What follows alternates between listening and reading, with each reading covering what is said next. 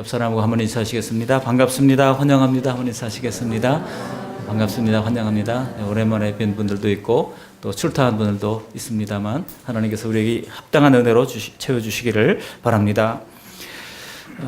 연세가 높으신 분들 가운데 대단한 참 업적을 이루신 분들이 많죠. 미국의 소위 넥스트 소사이어티라는 책을 써서 유명한 미래학자 피터 드러커라고 하는 분이 올해 97세랍니다. 작년에도 책을 내서 노익장을 과시하고 있습니다. 우리나라에도 김영석 교수가 작년에 또 책을 냈죠. 그분도 거의 6세인가 그렇게 되는데요. 책을 내시고 이렇게 왕성하게 또렷또렷한 목소리로 활동하는 모습을 봅니다. 그런가 하면은 이 91세의 우리 김남조 시인, 우리가 중고등학교 때 그 시를 즐겨 읽었던 그 시인인데요. 이분이 시를 써서 올해 정지용 문학상을 올 봄에 받았더라고요. 근데 그 시가 도대체 어떤 시인가를 좀 들여다보니까 시계라는 시를 써가지고 수상을 했더라고요. 그 시계라고 하는 시의 일부를 소개해드리겠습니다. 그 시 이렇게 소개를 하고 있습니다. 그대의 나이가 90이라고 시계가 말한다. 알고 있어 내가 대답한다. 시계가 나에게 묻는다. 그대의 소망은 무엇인가? 내가 대답한다. 내면에서 꼽히는 자아와 최선을 다하는 분발이라고... 그러나 잠시 후 나의 대답을 수정한다. 사랑과 재물과 오래 사는 일이라고. 이게 이제 수상작에 나오는 부분입니다. 90세가 넘도록 아름다운 식구를 생각하면서 인생을 관주하면서 부단히 인생의 의미를 추구해왔던 시인이지만 90노령에 남는 것은 사랑과 재물과 오래 사는 것, 이거를 소망하게 되더라는 거예요. 시인으로서 감추고 싶은 그 내면의 욕망을 숨기지 않고 이렇게 노래할 수 있다고 하는 것은 그만큼 김남조 시인이 자기 자신의 인생을 성찰하면서 살았다고 하는 대목이 아닌가, 이런 생각을 하게 됩니다. 사랑과 재물과 오래 사는 것, 그것도 그냥 오래 살아서는 안 되겠죠. 무병장수해야 되겠죠. 이것을 연결해 보니까요, 정말 멋진 그림이 나오더라고요. 사랑하는 사람과 재물, 부를 누리면서 오래 사는 것, 건강하게 오래오래 산다면 여러분, 그거보다 더 바랄 것이 무엇이 있겠습니까? 이거 사실 겉으로 우리가 거창한 얘기를 하더라도 속으로 누구나 다 바라는 거 아니겠습니까? 근데 오늘 본문에 보시면은요, 오늘 우리의 이런 기대와 소망과는 전혀 다른 삶을 살았던, 우리의 이 상식을 깨뜨렸던 사람의 이야기가 등장합니다. 그 사람이 바로 나봇이라는 사람입니다. 절대로 당하고 싶지 않던 그 삶을 살았던 사람이 바로 이 나봇의 인생일 것입니다. 한때 나봇은 이스라엘 평지에서 아름다운 포도원을 가꾸면서 행복하게 살았던 사람입니다. 그런데 어느 날 갑자기 불행한 일이 그에게 닥치게 됩니다. 때는 북이스라엘의 아합 왕이 살던 시대입니다. 이 남왕국 유다는 이 다윗이 왕조가 계속 한 왕조로 이루어져 있죠. 다윗의 후손들이 계속 왕을 이어봤습니다. 근데 북왕국에는 그렇지 못했습니다. 계속해서 쿠데타가 일어나고 또 새로운 왕조가 들어서면서 피가 피를 부르는 이런 살육 전쟁이 계속 일어나서 혼란스러웠습니다. 그 가운데 악한 왕들이 많았죠. 그 악한 왕들 중에서도 둘째가라면 서러워할 사람이 바로 이 아합 왕입니다. 자신도 쿠데타로 왕조를 이루고 또 한동안 아합 왕조가 계속되었습니다만, 이 아합 왕이 결국은 이제 성경의 가장 악한 왕 중에 하나로 기록되는 데는, 그가 물론 하나님을 사랑했고 섬기는 그런 왕이었음에도 불구하고 결혼을 잘못했기 때문이에요. 하나님을 떠난 이 이세벨이라고 하는 아내를 맞아들이게 되니까 이세벨이 가지고 왔던 우상을 함께 섬기면서 그의 신앙마저도 다 팔아먹게 되고 말았다는 얘기입니다. 그런데 여러분, 당시의 왕국은요, 당시의 북왕국 이스라엘의 왕국이 수도가 사마리아 아니었습니까? 사마리아에만 왕국이 있었던 게 아닙니다. 마치 오늘날 어떤 나라에 가보면은 궁전이 계절마다 있잖아요. 여름궁, 겨울궁, 봄, 가을궁, 이 궁전이 여러 개 있었던 것처럼 이 이스라엘 지역에도 사마리아뿐만 아니라 궁전이 있었어요. 우리가 이스라엘과 이스라엘을 혼동하는 경우들이 있습니다만, 이스라엘은 나라를 칭하는 그런 말이고, 이스라엘이라고 하는 평지가 예루살렘의 서남쪽으로 이어진 골짜기 쪽으로 내려가면 비옥한 이 포도를 많이 생산하는 그런 지역이 나옵니다. 그 지역을 우리가 이스라엘이라고 부르는데요. 그 이스라엘이 이 비옥한 땅에 아름다운 이 포도원을 가지고 있었다는 거예요. 근데 마침 그 포도원이 이 이스라엘에 있는 아합 왕의 왕궁 곁에 있었다는 겁니다. 그러니까 왕이 창문을 열고 내다보면 아름다운 포도원이 있는 모습을 보면서 탐이 난 거예요. 탐이 나서 저 소유가 누구 소유인가 알아보라. 그러니까 나봇의 소유라고 그런 것이 알려졌습니다. 그래서 그 포도원의 주인 나봇을 부릅니다. 이 주인이 마침 나씨네요. 우리 교회도 나씨가 몇 분 계십니다만 이 나씨 이 주인을 불렀어요. 불러가지고 이야기를 하기 시작합니다. 이 포도원을 나한테 넘겨라. 내가 그러면은 더 좋은 포도원을 내가 주겠다. 이렇게 제안을 합니다. 혹시 그것도 싫다 그러면은 내가 돈으로 이제 적당한 값을 줄 테니까 넘겨라. 아니 왕이 값을 쳐주겠다는데 손해 보기는 안 할 거 아닙니까? 그런 거예요. 그렇지만은 여러분 누가 봐도 합리적인 거래가 성사될 만한 그런 상황이잖아요. 그런데 이 나봇이 그것을 이런 지하에 거절했다는 겁니다. 우리가 아합 왕이 악한 왕임에도 불구하고 이렇게 강제로 탈취하지 않고 그래도 조건을 내세우는 것을 보면은 대단히 합리적인 거래를 하는 사람처럼 보입니다. 그렇지만은 이 거래는 율법적으로 볼 때 부당한 거래가 명백했습니다. 왜 그러냐면 이스라엘 백성들에게 땅을 거래하는 것은 율법으로 금지되어 있었기 때문입니다.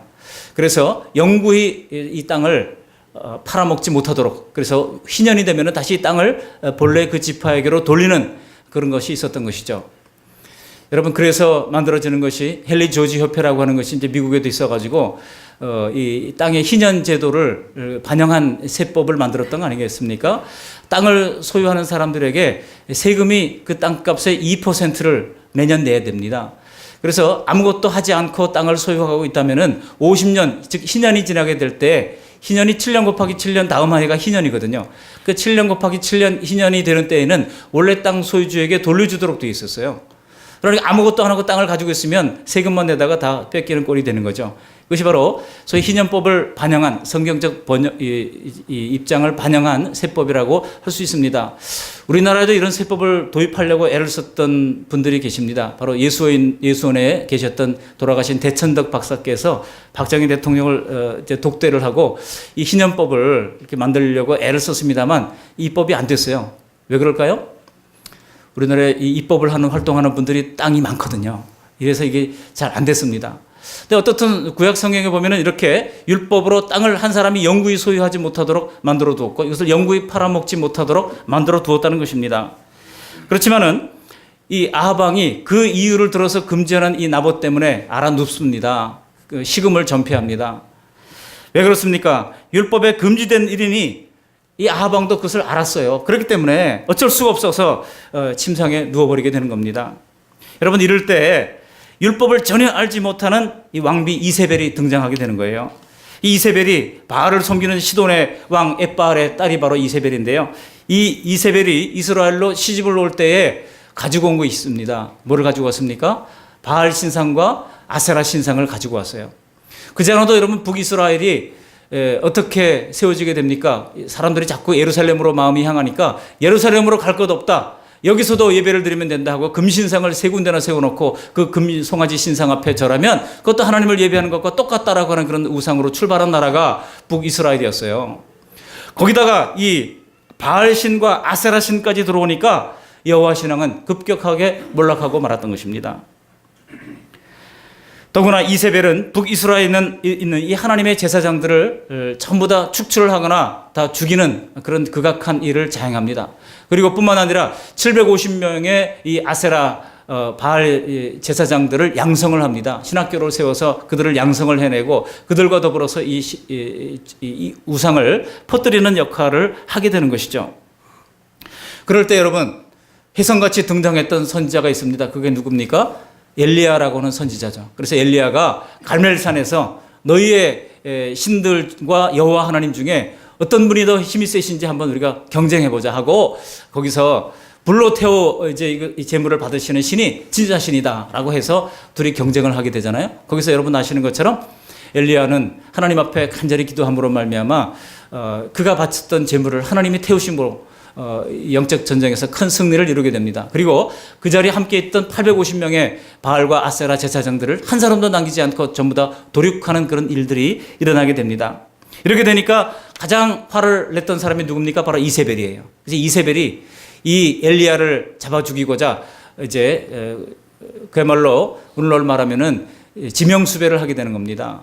그랬을 때 그 위세가 얼마나 기세등등한지 엘리야가 쫓겨나서 광야로 가가지고 로뎀나무 밑에 앉아서 죽기를 구하면서 그렇게 하나님 앞에 외쳤을 정도로 아주 냉혈한 피해 여인이 바로 이세벨이라고 할 수 있습니다. 그러니까 그런 이세벨로 볼 때 이세벨이 이 아합 왕을 보니까 너무나도 우스운 거예요. 아니 왕으로서 왕의 권력을 가지고 포도원 하나 못 뺏는다고 너무나 한심해 보이는 겁니다. 그래서 이세벨은 오늘 본문 8절에서 10절까지 말씀 보시면 거짓 증인을 내세우는 거예요. 그래서 나봇이 하나님을 저주했고 왕을 저주했다라고 하는 이 거짓 모함을 해서 죽입니다. 그리고 아합에게 이 나봇의 포도원을 뺏어서 선물을 하게 되는 것이죠. 오늘 본문은 이 나봇의 죽음만을 말하고 있지만은 그 뒤로 계속 이어지는 이 말씀을 내려가 읽어보시면 21장 후반부로 쭉 읽어보면 이 아합 왕이요 이세벨이요 나봇만 죽은 게 아닙니다. 나봇의 아들들까지 다 죽여버립니다. 왜 그렇습니까? 아들이 상속자니까 이 아들이 나중에 또 상속을 주장하게 되면은 곤란할 테니까 아들까지 다 죽여버려. 이런 악행을 이제 자행하게 되는 거죠. 여러분, 권력이 무섭습니다. 요즘도 권력에 의해서 약자가 억울하게 큰 피해를 당하는 일들이 많이 일어나고 있죠. 우리나라뿐만 아니라 전 세계 도처에서 그런 일들이 일어나고 있습니다. 여러분, 이것이 바로 이 나봇의 포도원 사건의 전말이라 할 수 있습니다. 그러니까 한마디로 나봇의 포도원 사건은 억울한 일의 대명사격이 되는 사건이라 할 수가 있는 것이죠. 지금 사드 문제로 중국과 미국 사이에서 큰 피해를 보고 있는 대한민국, 이 대한민국도 이 나봇의 포도원 사건을 할 수 있는 것이죠. 또 갑질하는 대기업의 횡포에 우는 이 하청업체들도 나봇의 포도원 사건을 할 수 있습니다. 우리는 이 나봇의 포도원 사건을 보면서 가슴이 답답하고 우울해집니다. 왜 그렇습니까? 이렇게 정의가 무너지는 가운데 하나님께서는 과연 뭐 하셨냐 하는 생각 때문입니다. 그렇다면 이 나봇의 죽음은 단지 세상 권력의 희생양이 된 사건일까요? 아니면 조상의 유산인 땅을 지키겠다고 죽은 이 나봇은 권력의 바람 앞에 좀 누울 줄도 알아야 그렇게 처세술을 가지고 인생을 살아가는데 원리원 측만을 고수하다가 죽은 꽉 막힌 인물로 우리가 생각해야 하겠습니까? 그래도 하나님의 법대로 살려는 나봇의 나봇이 악한 이세벨에게 죽은 것을 하나님이 왜 가만두시는가 하는 그런 의문을 우리가 지워버릴 수가 없는 것입니다. 오늘 본문을 보시면서 우리는 이런 질문을 가지고 함께 은혜를 나누면서 풀어가려고 합니다. 오늘 저는 두 가지 질문으로 이제 이 말씀을 정리를 해보는데요. 첫 번째 질문은 바로 왜 나봇은 이 포도원을 끝까지 지키려 했는가 하는 것입니다. 그리고 두 번째 질문은 왜 하나님은 나봇을 구해주지 않았는가라고 하는 질문을 가지고 함께 말씀을 증거하겠습니다. 먼저 나봇이 왜 이 포도원을 지키려 했는가 하는 거예요. 왜? 지금 목숨이 경각에 달린 상황 아닙니까? 왕이, 그것도 악한 왕으로 정평이 나 있는 이 아합 왕이 포도원을 달라고 그럴 때 이거 거절하면은 어떤 후원이 닥칠지 그가 몰랐겠습니까? 그렇지만은 생명이 더 소중하다면 끝까지 포도원이 뭐길래 아합 왕이 또 뭐라 그래요? 더 좋은 포도원을 주겠다고 아주 합리적인 그런 제안을 하고 있지 않습니까? 여러분, 만일 양구 땅을 내주면은 분당 땅을 준다 그러면 여러분 어떻게 하시겠어요? 저희도 우리 집안에 양구 땅이 좀 있거든요. 근데 양구 땅을 내주면 8,500평 있는데 분당 땅 8,500평 준다 그러면 어떻게 하겠습니까? 여러분 같으면 어떻게 하시겠어요? 예? 얼른 내줘야죠. 우리가 그런 마음 가지고 있잖아요. 여러분 주일에 근무하면은 특근수당 10배 준다 그러면 어떻게 하시겠습니까? 야, 주님 아시지요? 하면서 오늘 하루 눈 감아주세요 하고 우리가 주일 성수는 이제 나몰라라 하고 어쩌면 달려가게 될 줄도 모릅니다. 우리는 나봇이 왕의 명령과 현실적인 이득을 앞에 두고 너무 융통성 없는 그런 모습으로 굴다가 모든 것을 잃었다고 생각할 수도 있습니다. 그러나 여러분, 당시에 조상이 물려준 땅은 이제 괜한 고집으로 지키는 것이 아니었어요. 왜냐하면 가나안 땅은 하나님이 제비뽑기를 통해서 각 지파에게 나눠주었고 그 지파를 넘어서 다른 지파에게 양도되지 못하도록 했습니다. 혹은 일부를 팔더라도 희년이 되면 다시 땅을 돌려줘야만 했던 것이죠. 이것이 레위기 25장 23절에서 명령을 분명히 하고 있습니다. 제가 읽어드리면 이렇습니다. 토지를 영구히 팔지 말 것은 토지는 다 내 것임이니라. 하나님이 토지는 내 것임이래요. 그리고 너희는 고류민이요 동거하는 자로서 나와 함께 있느니라고 말씀하고 있습니다. 그러므로 땅을 이 매매한다고 하는 것은 하나님이 땅의 주인임을 망각한 것으로 간주되었다는 거예요. 특히 가나안 땅은 장차 하나님이 주셔서 누리게 하실 천국 시민의 영원한 기업을 상징적으로 보여주시는 것입니다. 여러분, 구약 시대에는 아직 성령이 오시지 않아서 이제 천국을 설명해도 사람들이 다 알 수가 없었습니다. 그래서 실존하지만 눈에 보이지 않는 하나님의 나라를 그들이 어떻게 알 수 있습니까? 눈에 보이는 이 땅을 가지고 하나님께서 가르쳐 주신 거예요. 아브라함에게 약속하실 때도 계속 이 땅을 기업으로 주신다고 하는 말씀이 계속 구약 성경에 등장하는 이유가 바로 그 때문입니다. 그래서 땅의 풍성한 수확과 땅의 기름진 이런 수확을 통해서 천국의 삶을 하나님께서 부분적으로 보여주시고자 했던 것입니다. 그러므로 그 땅에서 후손대대로 이어지는 삶은 하나님께서 장차 영생을 주실 것을 상징하는 것이고, 그래서 가나안 땅에서 자손이 끊긴다고 하는 것은 심판의 저주를 받은 사람이라고 하는 것을 구약 성경에서 여러 번 소개하고 있는 것입니다. 즉, 이 가나안 땅을 벗어나는 자는 하나님의 영토를 벗어나는 것이고 하나님의 백성의 자격을 잃는 것을 의미했다는 거예요. 그러므로 땅을 잃으면 구원도 잃는 겁니다. 그런데 이 나봇의 시대에 나봇을 제외한 많은 사람들은요, 그 하나님의 명령을 버렸습니다. 그리고 모든 사람들이 바알을 섬겼습니다. 아세라를 섬겼습니다. 그럴 때 여러분, 엘리야가 열왕기상 19장 10절에 보면 하소연하는 것이 나오잖아요. 모든 사람이 주를 버렸나이다, 나만 홀로 남았나이다 라고 할 정도로 많은 사람들이 다 세상과 타협했고 이제 여호와 신앙을 버렸다는 것이죠. 그러나 그때 하나님께서 내가 바알에게 무릎 꿇지 않은 몇 명을 남겨두었다고 말씀하고 있습니까? 예? 바알에게 무릎 꿇지 않은 몇 명을 남겨뒀다고 말씀하고 있죠? 누가 한번 말씀해 보세요. 마장로님, 바알에게 무릎 꿇지 않은 몇 명? 바알에게 무릎 꿇지 않은 몇 명을 남겨뒀다고 하나님께서 엘리야에게 말씀하십니까? 엘리야는 나만 남았다고 그럴 때 하나님께서 몇 명을 남겨뒀다고 말씀하시잖아요. 몇 명이에요? 몇 명이세요? 잘 모르시겠어요? 이거 주일학교 아이들도 대답하는 7,000명을 남겨뒀다고 그러잖아요.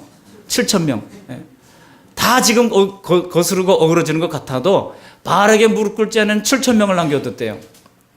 우리가 주일 새벽 기도 할 때마다 이 중앙아시아 이슬람 지역 나라들을 위해서 기도를 하는데, 오늘 새벽에는 아제르바이잔이라고 하는 나라를 위해서 기도했습니다. 인구 980만 명의 기독교인은 단 한 명도 없는 걸로 지금 현재는 돼 있어요. 85%가 시아파이고 15%가 이제 시아파 말고도 뭐죠? 시아파와 또 수니파 이렇게 돼 있습니다. 그런데요, 그 아제르바이잔이 불의 나라라고 되어 있는 이유가 뭡니까? 가스전이 많이 발견이 돼가지고 독립한 20년 이래로 지금 최고의 부를 신흥부국으로 등장하고 있어요. 근데 저는 그 기도 제목을 보면서 하나님께서 바알에게 무릎 꿇지 않은 사람 몇몇은 그래도 그 아제르바이잔에 남겨두지 않았을까 그런 생각을 하게 됐습니다.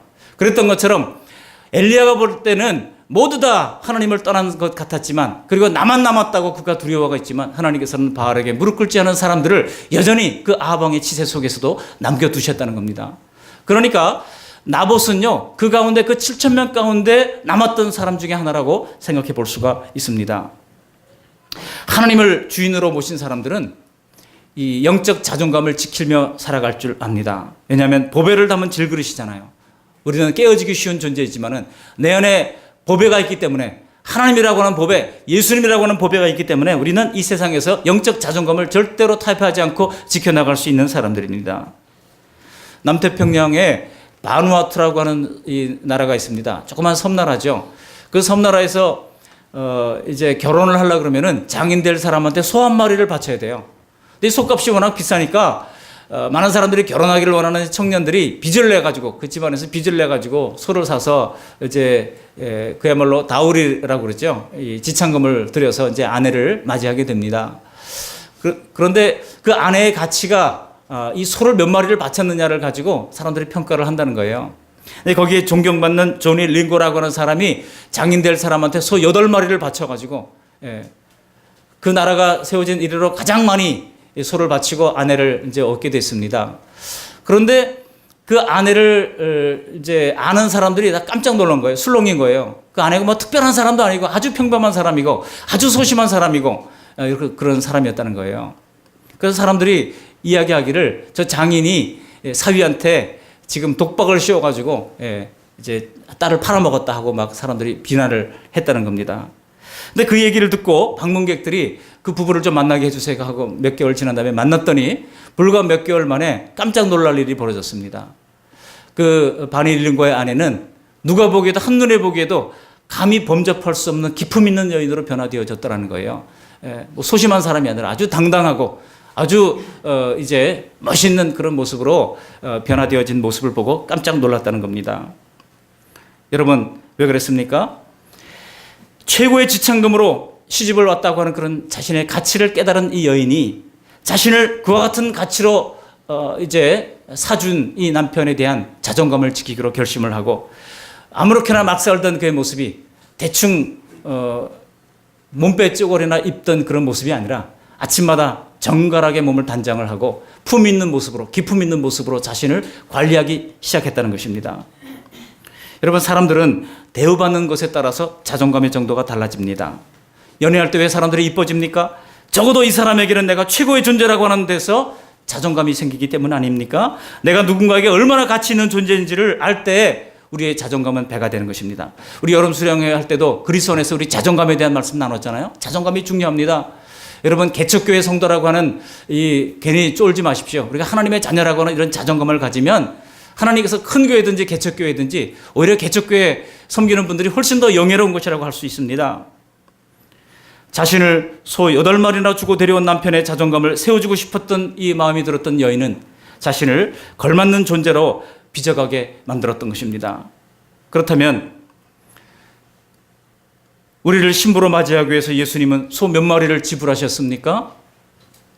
우리 안에 깊이 뿌리 박혀 우리를 끊임없이 더럽게 하는 그 죄를 깨끗이 씻으시고 순결한 신부로 맞으시기 위하여 예수님은 그저 소 몇 마리가 아닌 자신의 몸 전체를 들여서 우리를 산 거예요. 여러분 이나마 목사님이라고 하는 분이 미국에서 목회하면서 이제 우리 자신의 가치를 이렇게 소개를 합니다. 우리는 예수님짜리라고 하는 거예요. 여러분 이게 얼마짜리입니까? 5,000원짜리 뭐 기껏해야 10,000원 정도 되겠죠. 그러니까 얼마짜리 우리가 얘기하는 것처럼 우리 자신의 존재는 예수님의 피값으로 샀기 때문에 우리 자신의 존재 하나가 전부 다 예수님짜리라고 하는 거예요. 얼마나 가치 있는 존재인가를 알고 이야기하는 거 아니겠습니까? 우리 옆 사람에게 한번 이렇게 얘기해 보시기 바랍니다. 당신은 예수님짜리입니다. 여러분 주님께서 우리를 자신의 피로 값주고 사신 이 예수님짜리임을 진실로 믿는 사람들은 얼마나 자기가 귀한 존재인지를 알게 되는 겁니다. 그래서 당신은 사랑받기 위해 태어난 사람, 우리 찬양을 하면서 우리의 영적 자존감이 높아지잖아요. 이거는 예수 믿는 사람이든 안 믿는 사람들을 다 즐겁게 부르는 찬양이고 또 노래방 가운데도 보면은 몇 번인가 딱 이것이 찍혀 있어서 많은 사람들이 노래방에서도 즐겨 부르는 노래이기도 합니다.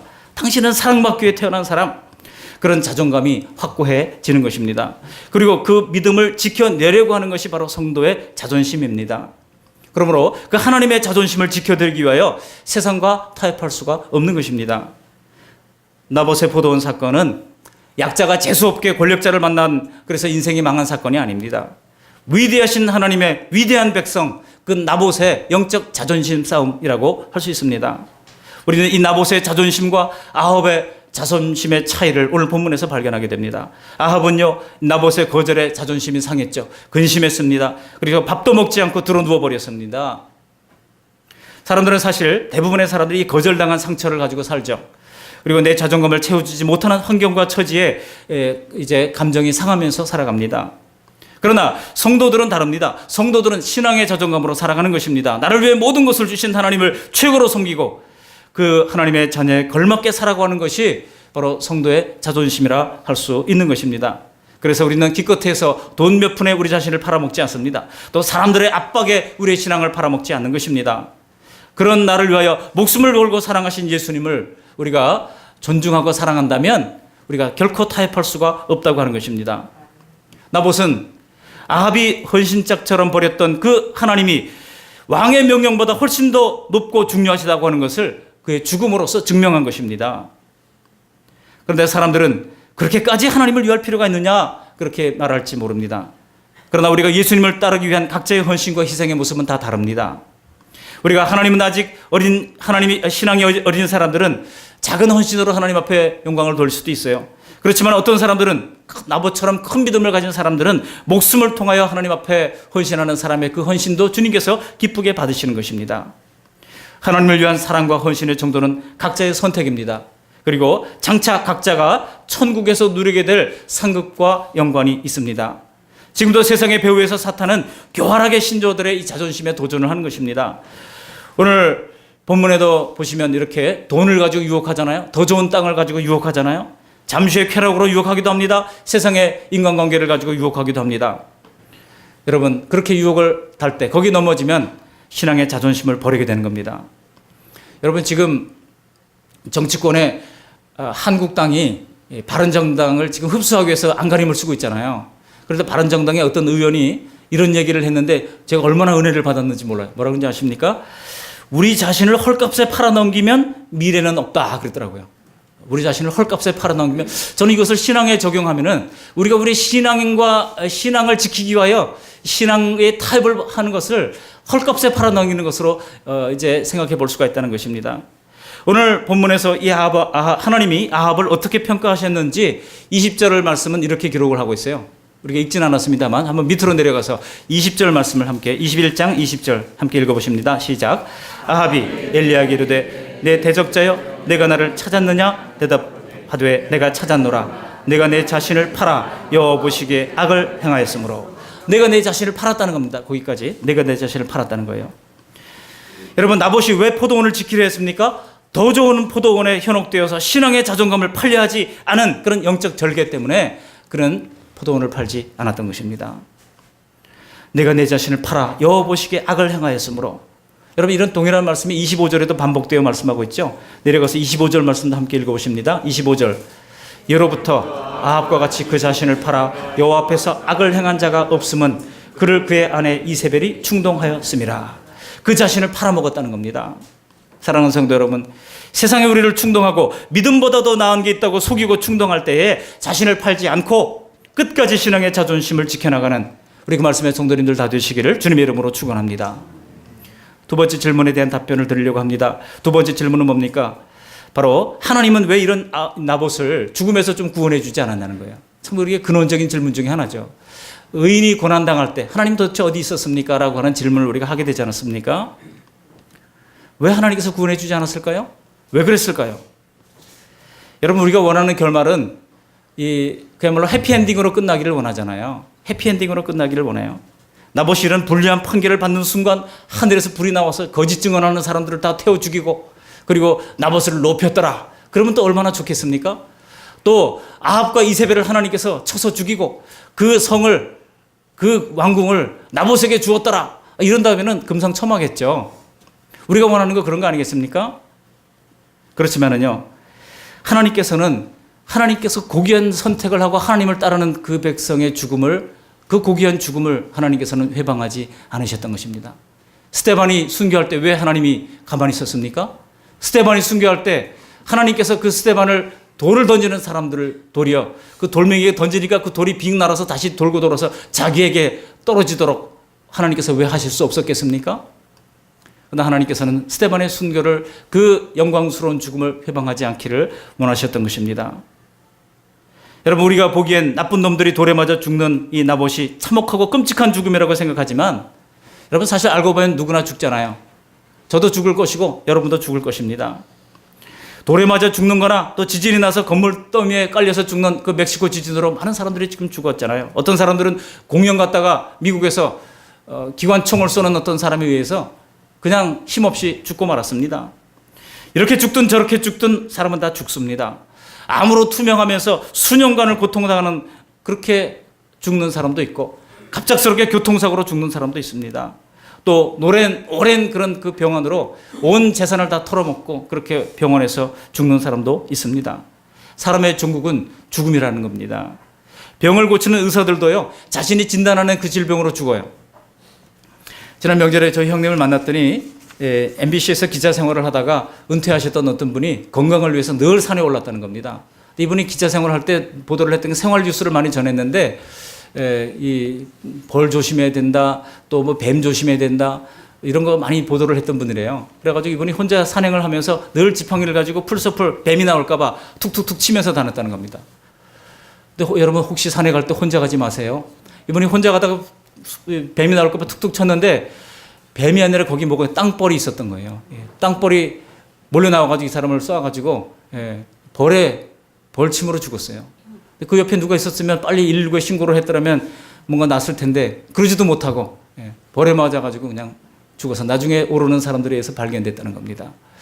여러분, 사람이 죽는 모습을 보면 다 그런 식으로 죽어요. 담배를 끊지 못한 사람은 담배 때문에 죽고 술을 좋아하는 사람은 술로 말미암아 죽습니다. 늘 가는 곳에서 늘 하던 일들로 사람들은 죽습니다. 여러분, 그런 것에 비해서 나봇의 죽음은 얼마나 아름다운 죽음입니까? 생각해 보세요.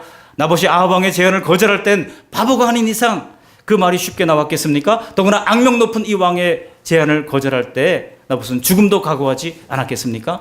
그때 나봇이 그만한 믿음이 없었다면 당연히 아합과 타협했을 것입니다.